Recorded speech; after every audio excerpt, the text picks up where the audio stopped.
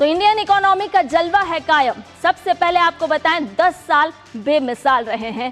Financial year 2026 में 24,162 करोड़ का लेन then दर्ज किया गया है और फाइनेंशियल ईयर 2026 में ये जो लेन देन है ये बड़ा है। इसके अलावा डेली औसतन की अगर हम बात करते हैं तो 66 करोड़ ट्रांजैक्शन दर्ज हुए हैं। 314 लाख करोड़ के पार लेन देन पहुंच चुका है, जो साफ तौर पर यूपीआई की उन्नति और प्रगति को दर्शा रहा है, साथ ही साथ आपके भरोसे को भी दर्शा रहा है। यूपीआई से किस तरह से लोग लगातार जुड़े हैं।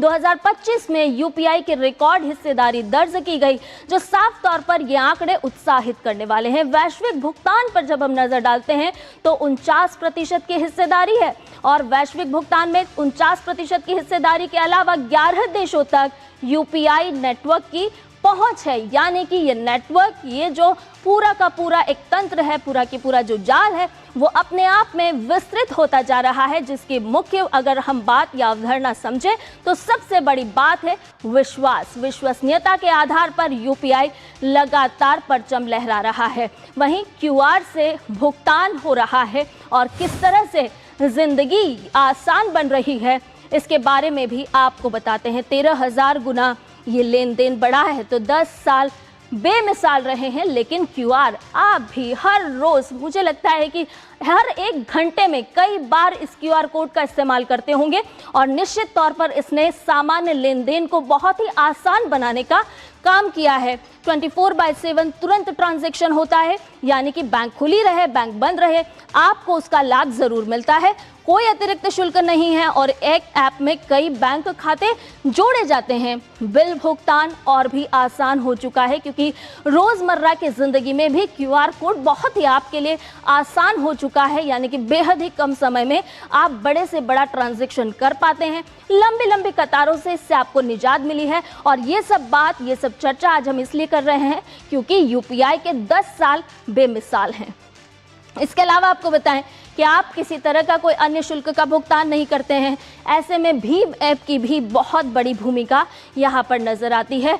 बड़ी संख्या में ऐसे लोग हैं जो ऐप का इस्तेमाल करते हैं, यूपीआई के तहत ट्रांजैक्शन करते हैं और इसीलिए हम कह रहे हैं कि ये जो 10 साल की यात्रा है, साल 2016 से जब इसकी शुरुआत हुई और उसके बाद 2026 में आज जब हम ये आंकड़े देखते हैं तो ये निश्चित तौर पर देश की प्रगति, देश का विश्वास और देश की उन्नति को दर्शाते हैं। इसके अलावा अब दुनिया पर अगर हम नजर डालते हैं तो 11 देशों में यूपीआई एक्टिव है। यानी कि सिर्फ भारत नहीं बल्कि 11 देशों के साथ भारत जुड़ा यूपीआई की वजह से। संयुक्त अरब अमीरात यानी कि UAE, France, Bhutan, Sri Lanka, Nepal, Singapore, Mauritius, Qatar, Cambodia, Greece और मालदीव, दुनिया के ये वो तमाम ऐसे बड़े देश जहां यूपीआई ने आपके ट्रांजैक्शन को और भी आसान बनाया है। आप जब भी विदेश यात्रा पर जाते हैं तो आप यूपीआई के माध्यम से ट्रांजैक्शन कर सकते हैं।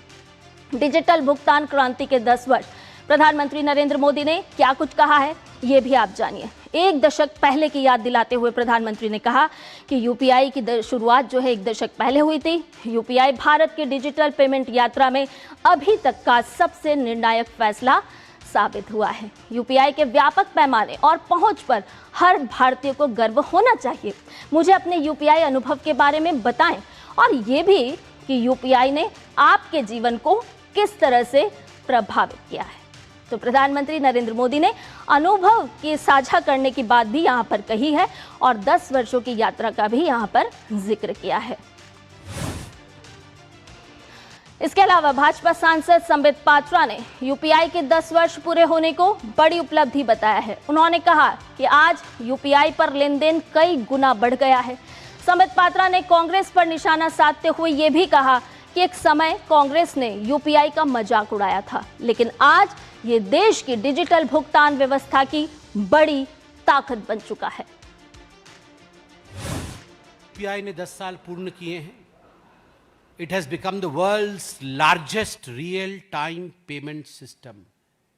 ये भारत की शक्ति है। 10 वर्ष पहले जब मोदी जी ने इसी यूपीआई के विषय में बताया था तो कांग्रेस ने मखौल उड़ाया था। मैं आज उस मुखौटे को, उस मखौल को उतार रहा हूं कि देख कहां हम पहुंचे हैं। ट्रांजैक्शन वॉल्यूम यूपीआई का क्या है आज? कितना बढ़ा है? 13,000 फोल्ड टाइम्स।